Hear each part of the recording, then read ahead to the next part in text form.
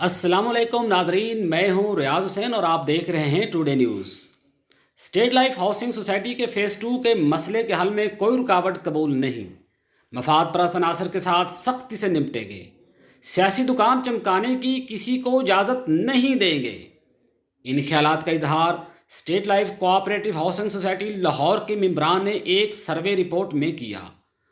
انہوں نے کہا کہ فیز 2 کے ممبران 19 برس سے ذہنی اذیت میں مبتلا ہیں، اور جب بھی اس مسئلے کو حل کرنے کا وقت آتا ہے سوسائٹی میں سے ہی بعض مفاد پرست عناصر اس میں رکاوٹ ڈالنا شروع کر دیتے ہیں۔ اب ایسا نہیں ہونے دیں گے۔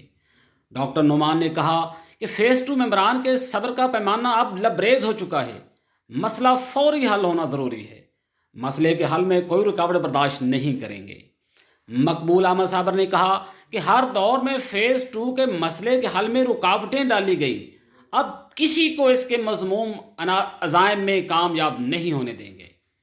میجر ریٹائرڈ احسان نے کہا کہ ماضی میں فیز 2 کے ممبران کو مس گائیڈ کیا جاتا رہا اور فیز 2 کا سرمایہ فیز 1 پر خرچ ہوتا رہا، اور فیز 2 کے ممبران کاغذ کے محض چند ٹکڑے لے کر پھرتے رہے۔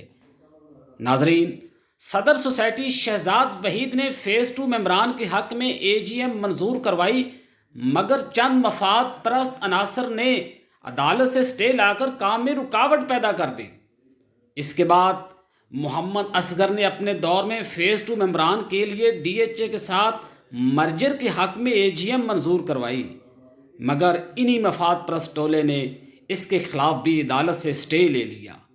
بعد ازاں موجودہ انتظامیہ کی گزشتہ AGM کے خلاف بھی یہی مفاد پرست عناصر متحرک ہو گئے، اور بدقسمتی سے ایک بار پھر عدالت جا کر AGM کے خلاف سٹے لے کر اسے کینسل کروا دیا گیا، جس کا نتیجہ وہی کہ ممبران فیز 2 اپنے حق سے محروم ہو گئے۔ اب ممبران سے گزارش ہے کہ خدا را اس مفاد پرست ٹولے کو پہچانیں اور اپنے حق کے لیے موجودہ صدر سوسائٹی کرنل ریٹائرڈ مبین صفدر جوڑا کی سربراہی میں 6 مارچ کو ہونے والی AGM کو کامیاب کروائیں، مفاد پرست لوگوں کے ہاتھوں مس گائیڈ ہونے سے بچیں۔ ان کے لیے بہتری اسی میں ہے کہ کسی کے بہکاوے میں نہ آئیں، 6 مارچ کی AGM کو کامیاب کروائیں اور اپنے حقوق کی جنگ جیتنے میں دلیرانہ اور دانشمندانہ کردار ادا کریں۔